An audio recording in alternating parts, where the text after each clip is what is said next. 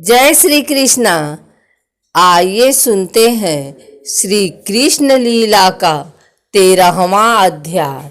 ब्रह्मा ने भगवान की सुंदर 40 श्लोकों में स्तुति की है। ब्रह्मा ने कहा है कि प्रभु, आपको प्राप्त करने के मार्ग अनेक हैं, लेकिन मेरी समझ में कोई पथ आया है जो भक्ति मार्ग है।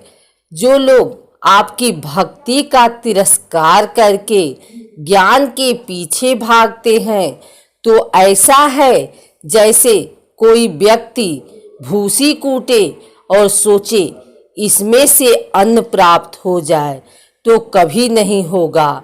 वह व्यर्थ ही परिश्रम कर रहा है। इसी प्रकार भगवान को पाने के लिए कोई मार्ग श्रेष्ठ है तो भक्ति मार्ग है। भक्ति जन्म देती है ज्ञान और वैराग्य को। भक्ति मूल है। आज भक्ति की महिमा ब्रह्मा ने बताई है।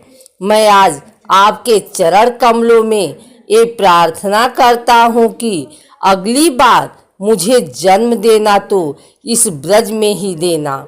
कितने बड़भागी हैं ये ब्रजवासी जो आपको भगवान नहीं मानते हैं, अपना मित्र मानते हैं। मैं इनको भी प्रणाम करता हूँ। ब्रह्मा ने ग्वाल बाल और बछड़े भगवान को प्रदान किए हैं। भगवान ने अघासुर को भी मारा था। सभी ग्वाल बाल ने 1 वर्ष के बाद घर जाकर बताया कि आज लाला ने अघासुर को मारा है।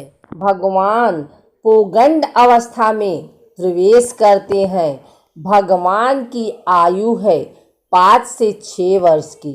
भगवान अपने पलंग पर सोए हैं। मैया चांदी के कटोरे में अघोटा लेकर आई है, लेकिन भगवान ने पीने से मना कर दिया। भगवान बोले कि हम बड़े हो गए हैं, अब हम गौ चराने के लिए जाएंगे। मैया बोली, ये बात तुझे करनी है तो अपने पिता से करियो। अब रात हो गई है, तू ये बात अपने पिता से सुबह करियो। जैसी वो आज्ञा देंगे वैसा हम प्रबंध करवा देंगे। तो मैया ने लाला को जैसे तैसे समझाया और अघोटा पिलाया और सुलाया। प्रातःकाल भगवान सोकर उठे, माँ को प्रणाम किया और नंद बाबा के पास गए और भगवान बोले, बाबा बाबा, अब हम बड़े हो गए हैं, अब हमें बछड़ा चराना अच्छा नहीं लगे है, हम चराएंगे गैया। नंद बाबा बोले कि ऐसी थोड़े जाओगे, पहले पंडित जी को बुलाएंगे और मुहूर्त निकलवाएंगे। लाला बोले कि ठीक है, मैं अभी पंडित जी को बुलाकर आ जाता हूँ। भगवान पुरोहित जी के पास पहुँचे हैं और बोले कि पुरोहित जी, आज मेरे बाबा के सामने आपको मेरे गौ चराने का मुहूर्त निकालना है। देखो, अगर आपने आज का मुहूर्त निकालो तो आपको लंबी छोड़ी दक्षिणा दिलाऊंगा, और अगर आपने देरी की तो दक्षिणा के नाम पर ठन पाल मदन गोपाल, फिर कुछ नहीं मिलेगा। पंडित जी बोले कि हमें तो अपनी दक्षिणा से मतलब है, तू जब का कहेगा हम तब का मुहूर्त निकाल देंगे। भगवान पंडित जी के साथ नंद बाबा के पास पहुँचे और नंद बाबा ने प्रणाम किया, पंडित जी को आसन दिया और नंद बाबा बोले कि आप पंचांग खोलकर देखो, यदि 2-4 महीने में मेरे लाला का गौ चराने का अच्छा सा मुहूर्त निकले तो बता दो। पंडित जी ने पंचांग खोला तो कभी सर पर हाथ रखते हैं, कभी उंगलियों पर हिसाब गिनते हैं। 10-20 मिनट निकले।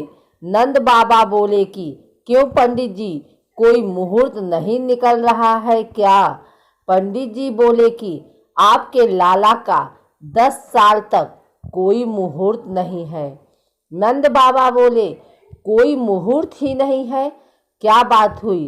पंडित जी बोले कि मेरी समझ में कोई मुहूर्त निकला भी नहीं, तो आज के दिन का ही मुहूर्त निकल रहा है। नंद बाबा बोले कि पंडित जी, कहीं मेरा लाला आपको कुछ सिखा पढ़ा के तो नहीं लायो है? पंडित जी बोले, आपका छोटा सा लाला मुझे क्या सिखाएगा? जो हमारे पंचांग में लिखा था मैंने बता दिया। पंडित जी को दक्षिणा देकर विदा कर दिया। प्रभु बोले, बाबा अब तो मुहूर्त निकल गया ना, अब तो मुझे भेजो। नंद बाबा बोले कि हम तुम्हें गौ चराने के लिए नहीं भेजेंगे, क्योंकि आप अभी छोटे हो। भगवान उदास हो गए और कोने में बैठकर रोने लगे। इधर सभी ग्वाल बाल अपनी गौओं को निकालने की तैयारी कर रहे हैं। बार बार लाठी दिखाकर बाहर निकाल रहे हैं, लेकिन गौएं बाहर नहीं निकल रही हैं, वापिस जा रही हैं।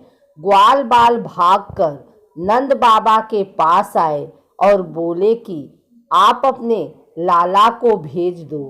नंद बाबा बोले कि क्या बात हो गई? ग्वाल बाल बोले कि गौएं गौशाला से बाहर नहीं निकल रही हैं। तब नंद बाबा ने कहा कि जाओ और गौओं को गौशाला से बाहर निकाल कर आओ। भगवान रो रहे थे, लेकिन नंद बाबा की आज्ञा को मना नहीं करते। उसी समय उठे और अपनी कमर से बांसुरी निकाली और एक मिट्टी का एक छोटा सा चबूतरा था और बांसुरी बजाने लगे। भगवान ने एक एक गाय का नाम बंसी में बोला। जो गौओं ने बंसी में अपना नाम सुना तो गौएं आज दौड़ती हुई गौशाला से बाहर निकली और भगवान कृष्ण को घेर कर खड़ी हो गई। कोई गाय भगवान का हस्त कमल चाट रही है, कोई गाय भगवान का चरण कमल चाट रही है, कोई भगवान के कपोल चाट रही है। जब नंद बाबा ने देखा कि कितने प्रेम से गौएं भगवान का दर्शन कर रही हैं, तब नंद बाबा बोले कि यशोदा, इतना प्रेम गौ अगर कान्हा से करे तो कान्हा भी आज ही गौ चराने के लिए जाएंगे। इतना प्रेम करती है गोपाल से। वह दिन था कार्तिक शुक्ल पक्ष गोपाष्टमी। भगवान का सुंदर श्रृंगार किया है। आगे आगे गौ है, पीछे पीछे कृष्ण बलराम और सभी ग्वाल बाल हैं। बड़ी सुंदर भगवान ने लीला की है। बोलिए कृष्ण कन्हैया लाल की जय। बोलिए कृष्ण गोपाल की जय।